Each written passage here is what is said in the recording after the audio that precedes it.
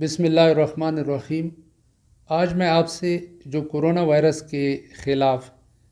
Vaccines بنانے کی کوشش کی جا رہی ہے اس کی جو اپڈیٹ ہے، اس میں جو پیش رفت ہوئی ہے، اس کے بارے میں آپ سے بات کروں گا اور وہ شیئر کروں گا۔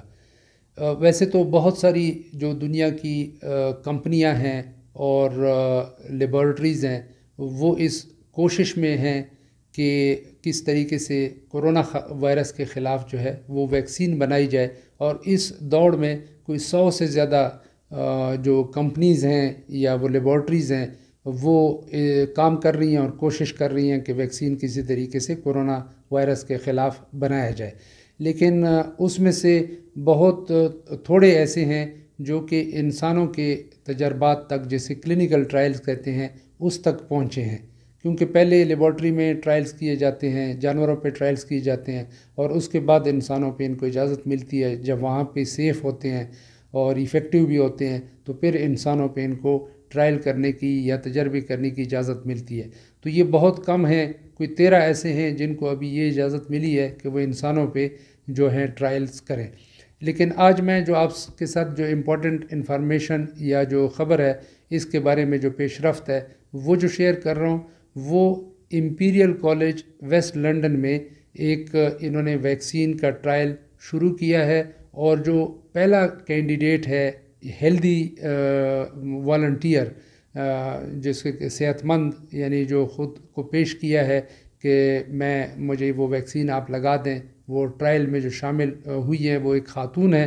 تو ان کو وہ پہلی ڈوز انہوں نے دے دی ہے، اور وہ جو پہلی ڈوز دی ہے اس کے بعد وہ 1 مہینے کے بعد دوسری ڈوز اس کی ویکسین کی دیں گے، اور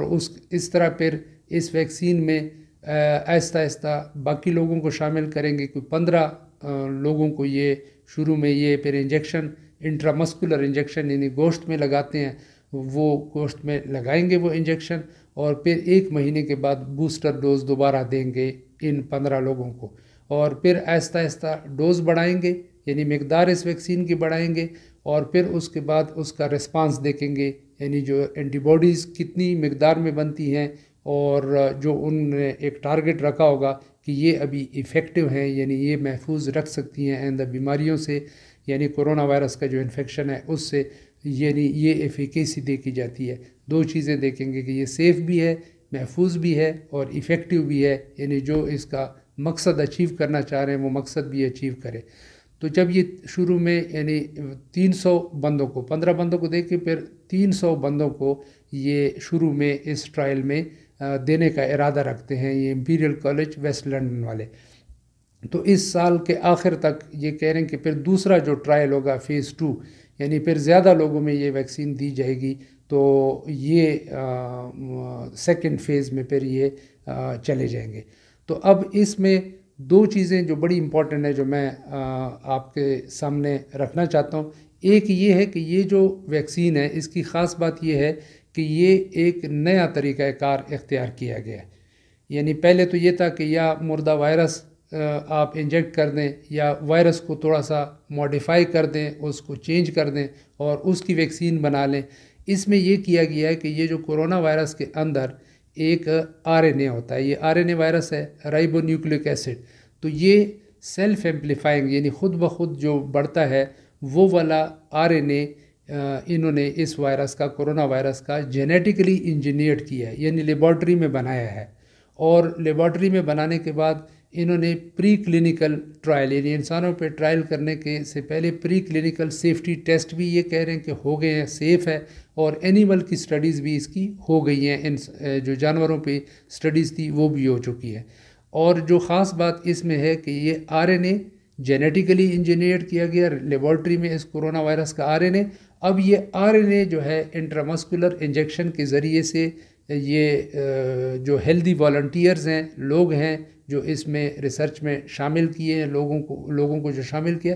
ان کو گوشت میں یہ انجیکشن جو RNA ہے، اصل میں جینیٹیکلی جو انجینئر کیا لیبارٹری میں، وہ RNA کا انجیکشن دیا۔ اب یہ RNA کیا کرے گا؟ اب یہ RNA آگے یہ کرے گا کہ کرونا وائرس کے اوپر جو ایسے ڈنڈیاں سی لگی ہوتی ہیں وہ اس کو کہتے ہیں اسپائک پروٹینز، تو یہ ہمارے جو اپنے باڈی کے سیلز ہوں گے وہ سپائک پروٹینز جو کرونا وائرس کے سپائک پروٹینز ہیں وہ ہمارے سیلز بنائیں گے. تو جب سیلز ہمارے سپائک پروٹینز کرونا وائرس کے بنا لیں گے تو وہ اس کے خلاف ہمارا جو امیون سسٹم ہے یعنی مدافعتی کا سسٹم ہے وہ حرکت میں آئے گا، ایکٹیویٹ ہوگا اور اینٹی باڈیز اس کے خلاف بنیں گی، نیوٹرلائزنگ اینٹی باڈیز جو اس وائرس کو نیوٹرلائز کریں گی یا مار دیں گی. تو اب یہ جو وائرس نہیں ہوگا کیونکہ وائرس بیماری کاز کرتا ہے اور بیمار کرتا ہے لوگوں کو، تو وائرس نہیں بنے گا. اور وائرس کی صرف وہ ڈنڈیاں جس کو ٹیکنیکل زبان میں سپائک پروٹینز کہتے ہیں، تو وہ سپائک پروٹینز بنیں گی. تو یہ اس طرح ان کا یہ امپیریل کالج ویسٹ لنڈن والوں کا یہ کلیم ہے کہ یہ بہت تھوڑی سی مقدار میں جو مٹیریل ہوگا یہ ویکسین کا، اس سے ہم بہت ساری مقدار میں ویکسین بنا سکیں گے. یعنی جو مٹیریل ہوگا وہ یہ کہتے ہیں کہ تھوڑا سے مٹیریل سے ہم 20 لاکھ ڈوزز بنا پائیں گے. اور دوسرا ان کا یہ کلیم ہے کہ یہ بالکل نیا طریقہ ہے لیبارٹری میں ویکسین بنانے کا، اور اس سے پہلے انسانوں میں اس طرح کا ویکسین کا تجربہ یا ٹرائل نہیں ہوا. اور